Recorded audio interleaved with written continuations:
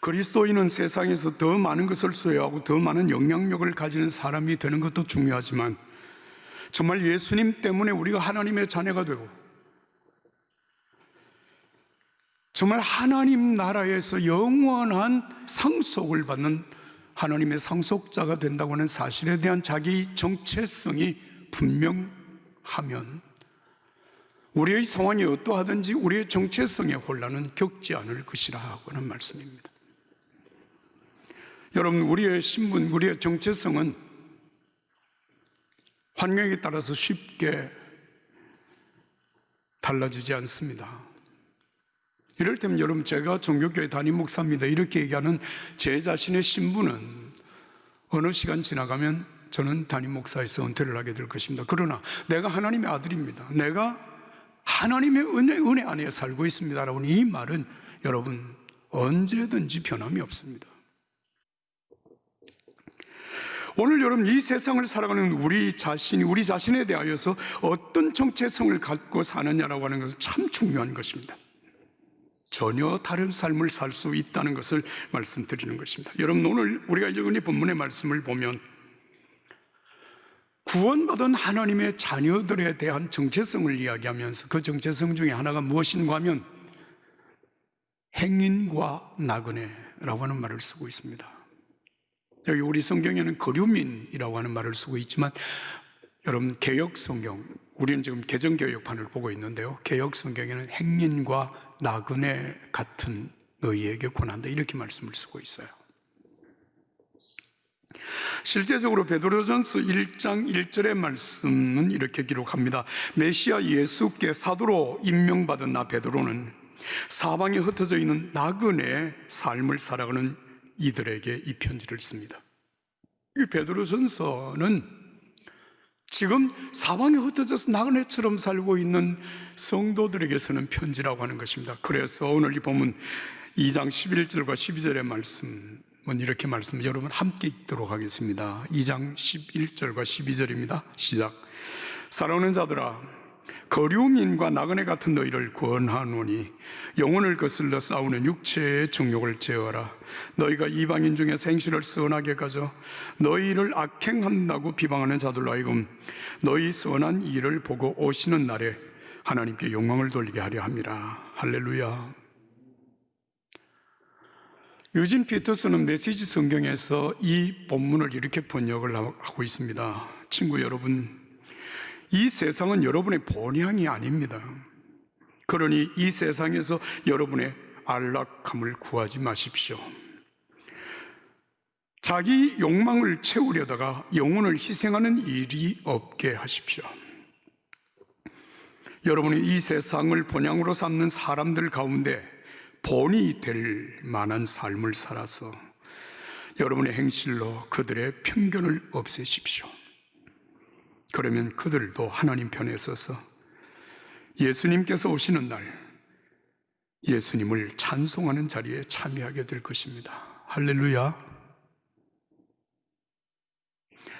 여러분, 예수 믿는다고 하는 이유 때문에 박해를 받아서 세상 뿔뿔이 흩어져 살아가는 그리스도인들에게 하시는 말씀입니다. 여러분, 지금 박해 때문에 흩어져 사는 사람들의 형편이 어떠한지를 실제적으로 그 당시의 역사적인 사실이 우리로 하여금 사실을 깨닫게 합니다. 여러분, 베드로전서가 쓰여진 때를 학자들은 64년에서 65년경이라고 그렇게 말합니다. 성 베드로전서는 주후 64년에 65년경에 쓰여졌다. 여러분, 이 성경이 쓰여지는 그때에 여러분 이스라엘은 로마의 속국이었고 로마가 지배하고 있었습니다. 바로 이때 주후 54년부터 68년까지 베드로전서가 쓰여지던 바로 그 시기에 로마의 황제는 여러분이 잘 아시는 네로 황제였습니다. 네로가 황제로 즉위하고 있는 그때에 주 64년 7월에 로마에 대화재가 일어났습니다. 6일 동안 이 화재가 계속되는 동안에 로마시의 절반이 완전히 잿더미가 되어지고 수많은 사람들이 죽습니다. 심히 어려움을 겪게 되는 것입니다. 그런데 이 화재가 어떻게 일어났는지에 대한 사실과 관계없이 여러분, 로마에 고통받는 많은 사람들이 이 화재를 황제 네로가 명했다고 하는 그런 소문이 바닥에 번져 있었습니다. 그러니까 네로는 이 불명예스러운 소문 때문에 자신의 생명의 안전에 큰 위협을 느끼게 된 것입니다. 이런 상황에서 네로가 희생양을 내세우지 않으면 안 될 상황이었습니다. 그래서 내세운 희생양이 누군가 하면 그리스도의 신봉자 그리스도인들입니다. 왜 그리스도인들을 여러분 방화범이라고, 또 이 시대에 존재해서는 안 될 적대적인 사람들이라고 그렇게 생각했을까? 여기에는 중요한 이유가 있습니다.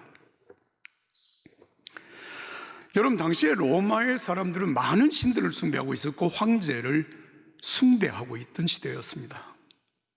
그런데 예수 믿는 사람들은 시저가 왕이 아니라 예수가 우리의 왕이라고 하는 사실을, 여러분 성경 사도행전 17장에도 그 사실을 말씀하고 있습니다. 황제가 우리의 하나님이 아니다. 우리의 하나님, 우리의 왕은 예수 그리스도이시다.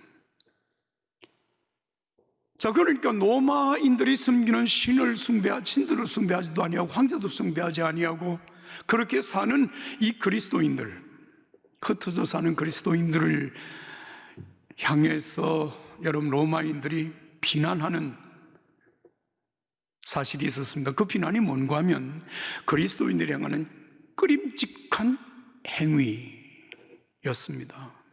그 끄림직한 행위가 뭐였는가 하면 그리스도 신봉자들은 영아 어린아이들을 살인하고 그 살인한 고기를 먹고 그리고 건친상간을 하는 아주 끄림직한 행동을 하는 사람들이 이렇게 소문을 퍼뜨린 것입니다.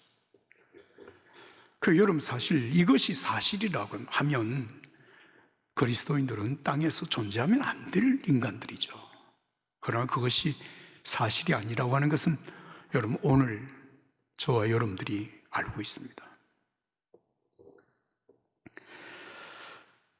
네로가 그리스도인들을 방화범이라고, 그리고 대역죄인들이라고, 이 세상에 존재하면 안 되는 죄인들이라고 그렇게 정죄를 하고 기독교인들을 박해하기 시작합니다. 잔인하게 박해합니다. 그리스도인들에게 짐승의 가죽을 뒤집어 씌워가지고 사나운 개들을 풀어서 물어뜯고 그리고 찢어서 죽였습니다. 십자가에 사람을 매달아서 여러분 불이 잘 붙을 수 있도록 이렇게 기름도 칠하고 이렇게 해가지고 길거리에 세워두고 밤이 어두워지면 거기에 불을 질러서 그리스도인들을 태우는 그 불빛으로 가로등처럼 사용을 했다는 것입니다. 이뿐만 아닙니다.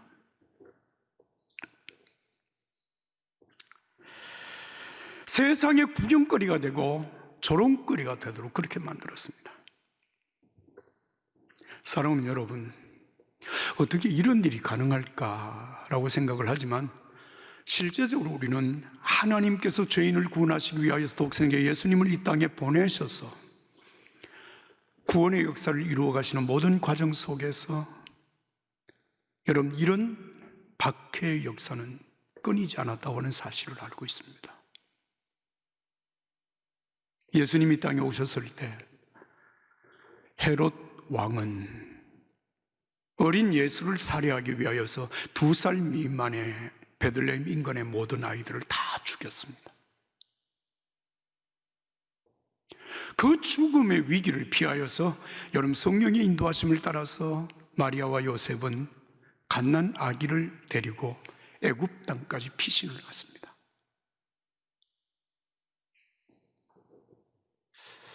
예수님이 나중에 돌아와서 30년 동안 나사렛이라고 하는 곳에서 아마도 아버지 요셉이 하던 목수일을 행하면서 정말 숨을 죽이고 숨은 듯이 살다가 요한에게 세례를 받고 광야로 가 40일 금식 기도를 하신 이후에 메시아로서의 사역을 감당하셨던 3년 동안 예수님은 머리 둘 곳도 없었습니다. 그리고 마침내 제자의 배반으로 십자가에 못 박혀 죽습니다.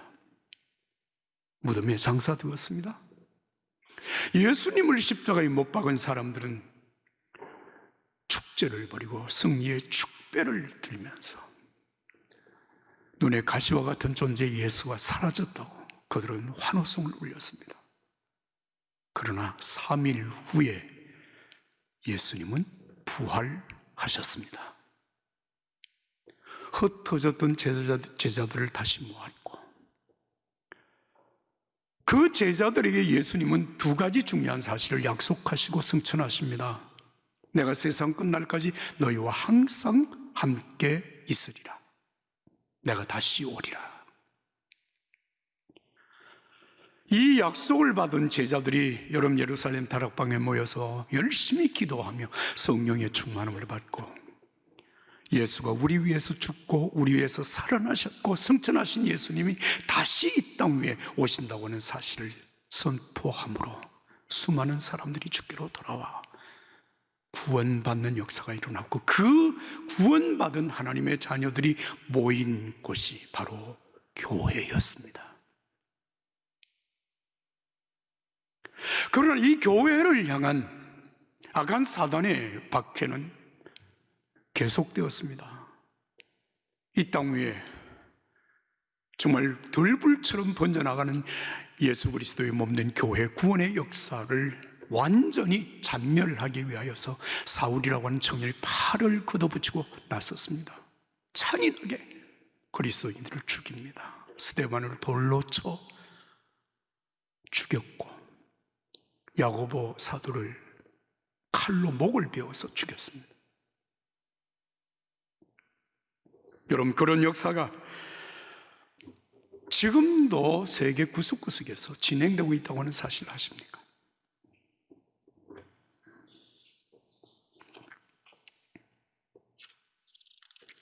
이런 엄청난 박해의 역사가 진행되는 속에 지금 사도 베드로를 통하여서 하나님께서 흩어져 있는 행인과 같이 나그네처럼 살아가는 그리스도인들에게 하시는 말씀,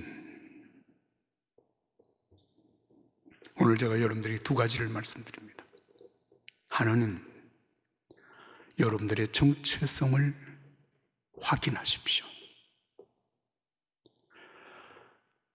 예수 그리스도를 믿음으로 말미암아 뿔뿔이 흩어져 있는 여러분 그리스도인들, 성도들이 누구인가? 오늘 여러분 읽지는 않았습니다만 2장 9절의 말씀을 보시면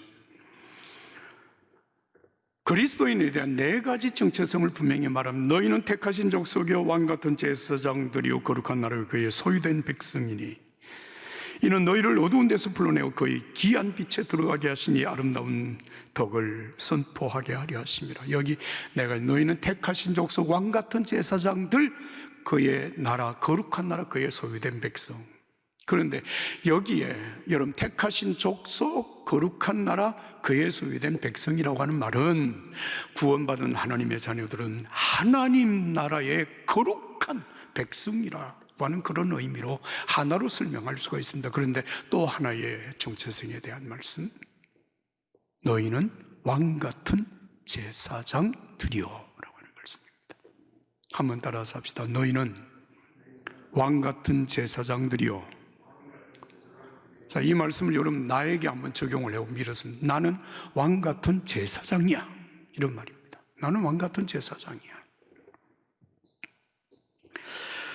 자, 여러분 구약시대 때 기름 부어서 특별히 구별해서 세우는 세 부류의 사람이 있었습니다. 아십니까? 왕에게 기름을 부었고, 선지자에게 기름을 부었고, 제사장에게 기름을 부었습니다. 하나님이 특별히 세운 사람이라고는 의미입니다. 자, 그런데 흩어져 있는 그리스도인들, 성도들을 향하여서 왕이라고 말하지 않습니다. 왕은 여러분 세상을 다스리는 사람이지 않습니까? 그러니까 왕일 수가 없는 거죠. 두 번째, 선지자라고 말하지 않습니다. 선지자는 하나님 편에 서서 정의를 선포하고 정말 이 세상의 죄를 지적하고 올바르게 지도하려고 하는 사람들이 선지자입니다. 근데 그렇게 말하지 않습니다. 너희는 왕 같은 제사장이라고 말을 하고 있습니다. 일반 제사장이 아니라 왕 같은 제사장이라고 하는 뜻은 바로 예수 그리스도와 같은 신분의 제사장이라고 하는 그런 의미가 됩니다. 그건 히브리서 4장 15절에 예수님을 그렇게 말씀하셨습니다. 그럼 여러분, 왕 같은 제사장이 하는 일은 무엇입니까? 왕 같은 제사장은 백성들의 편에 서서 백성들의 죄와 아픔과 고통과 어려움을 제사장이 부둥켜 안고 하나님께 나아가서 하나님 앞에 이 어려움을 아뢰고 하나님의 긍휼과 하나님의 자비와 하나님의 사랑과 하나님의 용서를 구하는 사람이 제사장이고, 예수님처럼 속죄의 제물이 되는 사람이 왕 같은 제사장입니다.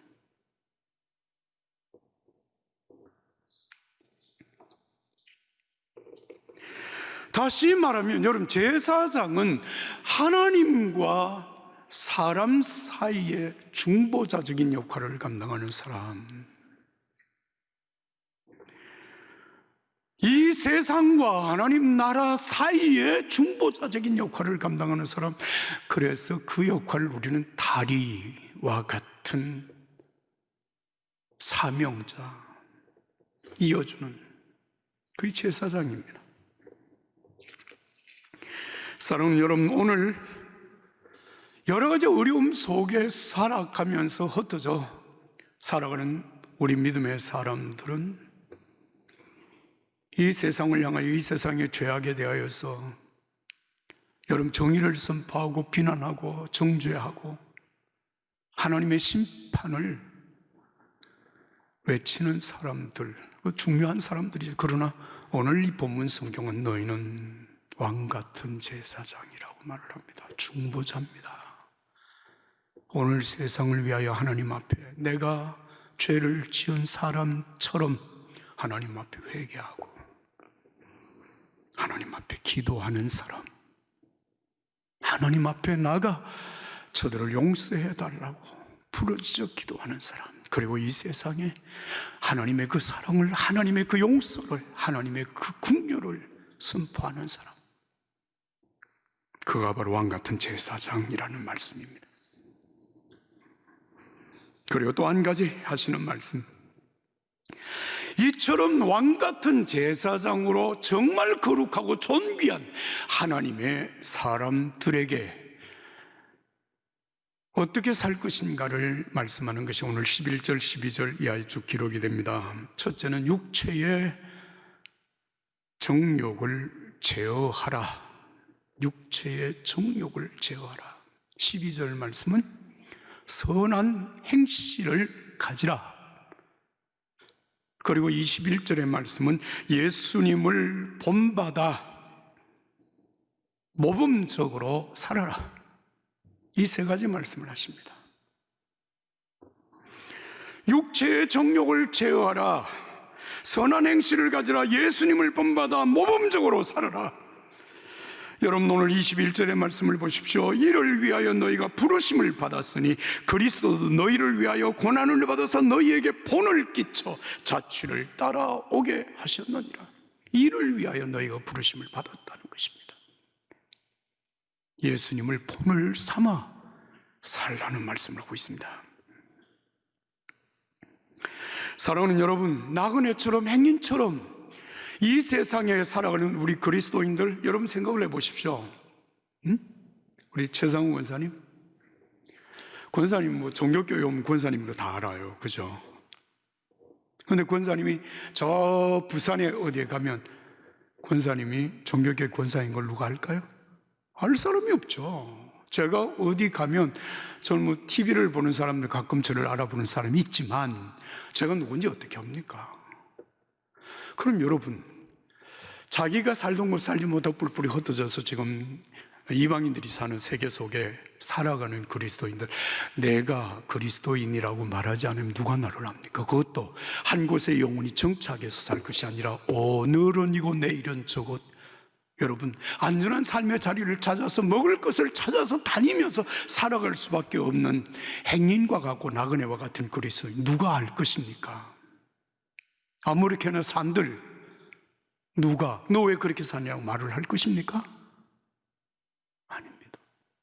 그런데 오늘 예수님은 자신의 정체성을 분명히 해라. 그리고 그 정체성에 걸맞는, 신분에 걸맞는 믿음의 삶을 살라. 그래서 너희 삶을 통하여 많은 영혼들이 주께로 돌아오게 하라. 예수님 재림하시는 그날에 그들도 주님 앞에서 찬양하는 사람들이 되게 하라고 하는 말씀을 하고 있습니다. 여러분, 베드로전서 2장 22절에서 25절의 말씀, 그는 죄를 범하지 아니하시고 그 입에 거짓도 없으시고 욕을 당하시되 맞대어 욕하지 아니하시고 고난을 당하시되 위협하지 아니하시고 오직 공의로 심판하시는 이에게 부탁하시며 친히 나무에 달려 그 몸으로 우리 죄를 담당하셨으니 이는 우리로 죄에 대하여 죽고 의에 대하여 살게 하려 하십니다. 참, 여러분, 이 예수님을 우리가 본받아야 될 예수님의 삶의 모습입니다. 이 예수님의 삶의 모습에서 보시면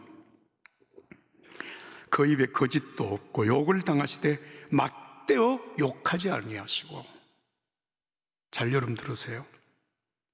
고난을 당하시되 위협하지 아니하시며, 여러분 이 말의 의미가 이런 겁니다. 예? 누가 나를 힘들게 하고 어렵게 하면 이렇게 얘기하는 거예요. 당신 내가 누군지 알아? 내가 누군지 알아? 너 나한테 이렇게 하고 제대로 살 것 같아? 예? 너 온전히 될 것 같아? 이렇게 말하는 게 위협하는 겁니다. 그런데 예수님 위협하지 않으셨어요.